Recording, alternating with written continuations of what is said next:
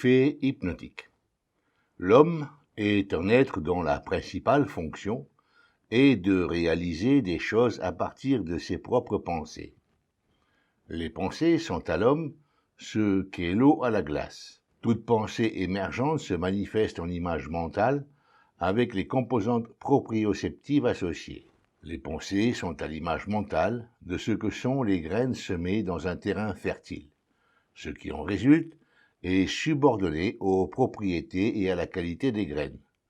Ce que l'homme crée est subordonné aux propriétés et à la qualité de ses pensées. Ce que l'homme vit et ressent en son fort intérieur est aussi subordonné aux propriétés et à la qualité de ses pensées. Ce que l'homme cristallise dans son corps est aussi dépendant des propriétés et de la qualité de ses propres pensées.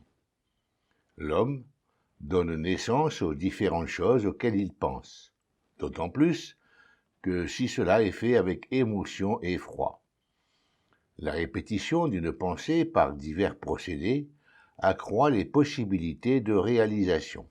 Cette loi naturelle, nommée effet hypnotique, lorsqu'elle est utilisée afin de solliciter les citoyens de pays, peut être utilisée en faisant usage de slogans, par exemple, et ceci, afin d'ancrer dans l'esprit des gens des idéaux, des principes ainsi que des concepts.